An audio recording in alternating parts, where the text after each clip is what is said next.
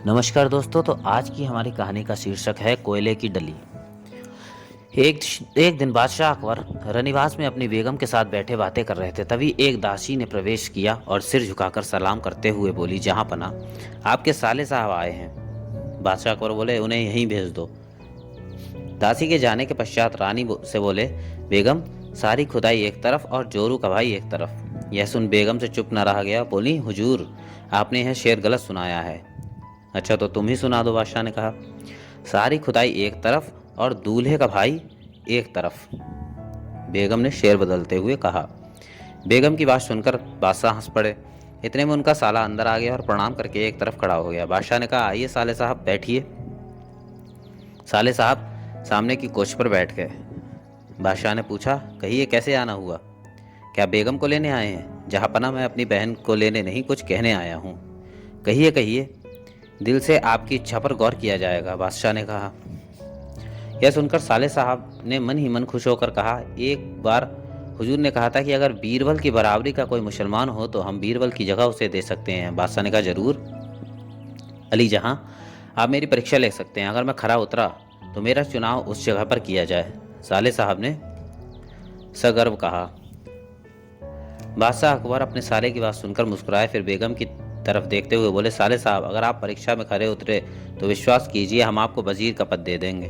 उसी समय बादशाह ने एक दासी को कोयले की डली लाने का हुक्म दिया। वह दासी कोयले की डली को एक बहुत ही खूबसूरत रकाबी में रखकर बादशाह के सामने उपस्थित हुई। बादशाह वह कोयले की डली अपने साले साहब को देते हुए बोले, साले साहब, अगर आप 3 दिन के अंदर इस कोयले की डली को 10,000 रुपये में बेच आए तो हम आपको बीरबल से ज़्यादा बुद्धिमान समझेंगे। यही आपकी परीक्षा है। बादशाह की बात सुनकर साले साहब हक्का बक्का रह गए। वह असमंजस में डूबा अपने घर चला गया और मन ही मन कहने लगा, या अल्लाह, इस कोयले का तो कोई एक पैसा भी नहीं देगा। भला यह 10,000 रुपये में कैसे बिक सकता है? मैं इस परीक्षा को कैसे पूरा करूं? बादशाह ने बीरबल को अपने से जुदा न करने के लिए मुझ पर भारी जुल्म किया है। या खुदा, मैं वजीर बन ही नहीं सकता, लेकिन बीरबल भी इस कोयले के 10,000 रुपये नहीं ला सकता। क्यों ना मैं बादशाह के पास जाकर इस बात को कहूँ। इस प्रकार सोच विचार कर 3 दिन बाद वह बादशाह के सामने जाकर रोनी सी सूरत में बोला, जहाँ पना गुस्ताखी माफ हो, इस कोयले के 10,000 रुपये कोई नहीं दे सकता। यह तो एक पैसे का भी नहीं है। घबराने की कोई आवश्यकता नहीं, कल आप दरबार में आइएगा, बादशाह ने हंसते हुए कहा। साले साहब दरबार में पहुंचे। सभी दरबारी उनको निहायत दुखी देखकर उनके दुख का कारण पूछने लगे। साले साहब ने अपना सिर चकराने का बहाना किया। तभी बादशाह अकबर दरबार में उपस्थित हुए। दरबार की कार्यवाही पूर्ण होने के बाद बादशाह ने अपने साले साहब की तरफ देखा। तब इशारा समझकर साले साहब ने दरबार के एक विशेष दरबारी को वह कोयले की डली देकर बादशाह के सामने पेश करने को कहा। विशेष दरबारी ने कोयले की डली बादशाह के सामने पेश कर दी। बादशाह वह कोयले की डली बीरबल को दिखाते हुए बोले, बीरबल, तुम इस कोयले को कितने दाम में बेच सकते हो? बीरबल ने तपाक से उत्तर दिया, जितने में आप कहें हुजूर, उतने में ही बेच दूं। मैं इसे 10,000 रुपये में बेचना चाहता हूँ। बादशाह ने अपनी इच्छा जाहिर की। बीरबल ने जो हुक्म कहकर वह डली ले ली। बीरबल, आपको हमें यह सबूत देना होगा कि फला इस जगह इसको बेचा है। बीरबल ने यह भी स्वीकार कर लिया और अपने स्थान पर बैठ गए। दरबार से लौटकर बीरबल ने एक दर्जी को मखमल का ढीला कुर्ता पैजामा और टोपी सिलने का आदेश दिया। फिर कोयले की डली को काफी बारीक पिसवाया, उसे एक खूबसूरत जवाहरात की डिब्बी में रखा। तत्पश्चात उस डिब्बी को एक सोने की डिब्बी के अंदर रखा। उसके बाद उस डिब्बी को एक बड़ी चांदी की डिब्बी के अंदर रखा। इस प्रकार उस डिब्बी को उन्होंने 7 धातुओं की डिब्बियों के अंदर रख लिया। आखिर में उस डिब्बी को एक चमड़े की पेटी में रख लिया। यह सब करने के पश्चात उन्होंने काली आबनूस की हीरे पन्नों से के नगों से जड़ी हुई छड़ी निकाली, जिसकी मूठ सोने की थी। इतने में ही दर्जी कपड़े ले आया। उन कपड़ों में भी बीरबल ने जगह जगह कीमती जवाहरात और नग जड़ लिए। गले में भी बेशकीमती नगों की मालाएं पहन ली। फिर कपड़े पहने और हाथ में छड़ी लिए बीरबल मुंबई पहुंचे। वे एक सराय में जाकर ठहरे और शहर में मुनादी करा दी कि बगदाद शहर से एक सूरमे वाला आया है। उसके पास एक ऐसा सुरमा है जिसे लगाने से उस व्यक्ति के मरे हुए परिवार वाले दिखाई देने लगते हैं। उस आला दर्जे के सुरमे की एक सिलाई की कीमत 10,000 रुपये है। यह मुनादी सुनकर पूरे शहर में हंगामा मच गया। हर आदमी अपने मृत परिजन को देखने के लिए व्याकुल होने लगा। सब हैरान थे।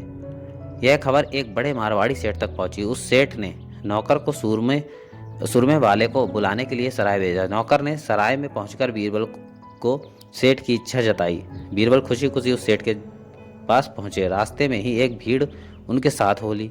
वहाँ पहुंचकर नौकर ने बीरबल से हवेली के अंदर चलने को कहा। बीरबल बोले, हम किसी के घर नहीं जाते, इसीलिए अपने सेठ को बाहर बुलाना होगा।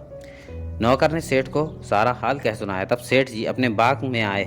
बीरबल वहीं आसन पर बैठ गए। लोगों की भारी भीड़ बाग में बैठ गई। बीरबल ने अपने पास मौजूद चमड़े की पेटी खोली और उसके बाद डिब्बी में से डिब्बी निकालने लगे। फिर वह 7वीं जवाहरात की डिब्बी निकाली।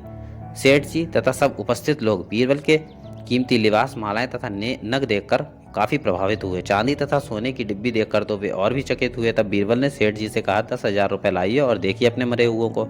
सेठ जी ने 10,000 रुपये की मुहरें मंगवाकर बीरबल को दे दी, जिन्हें बीरबल ने संभाल कर रख लिया। फिर एक सीपी की बनी सिलाई निकाली और सुरमे से लपेटकर सेठ की आंखों के पास लाकर बोले, सेठ जी, इस सुरमे की खास बात यह है कि इससे उसी आदमी को अपने बुजुर्ग दिखाई देते हैं जो अपने माँ बाप से पैदा हो, दोगले को नहीं। यह कहकर बीरबल ने सेठ की आंखों में सलाई लगा दी और बोले, कहिए सेठ जी, आपको आपके बुजुर्ग दिखाई दे रहे हैं या नहीं? सेठ जी को कुछ भी दिखाई नहीं दे रहा था। वे सुरमे वाले की चालाकी समझ गए थे, लेकिन कर भी क्या सकते थे। उन्होंने सोचा, अगर नहीं कहता हूँ तो इतनी बड़ी भीड़ और नौकर चाकरों के सामने दोगला साबित होता हूँ। तब वे बड़े संकोच के साथ बोले, हाँ, मुझे सब दिखाई दे रहे हैं। अच्छा, तो आप अपना पूरा पता लिखकर मुझे अपने हाथ की सनद दीजिए, जिसमें लिखा हो कि मैंने 10,000 रुपये देकर इस सुरमे को लगाया और मुझे अपने बुजुर्ग दिखाई देने लगे। बीरबल ने कहा। सेठ ने मजबूरीवश सनद लिख दी। बीरबल लौटकर बादशाह के पास आए। बादशाह पहले तो उन्हें पहचान ही नहीं सके, फिर कुछ देर बाद पहचान कर हंस पड़े। बीरबल ने बादशाह को शुरू से आखिरी तक का पूरा वृत्तांत कह सुनाया, जिसे सुनकर सारा दरबार खिलखिला उठा। तब बादशाह अपने साले से बोले, कहिए साले साहब। बीरबल ने नामुमकिन को भी मुमकिन कर दिखाया। अब फैसला तुम्हारे हाथों में है कि तुम अधिक बुद्धिमान हो या बीरबल। यह सुनकर साले साहब ने सिर झुका लिया।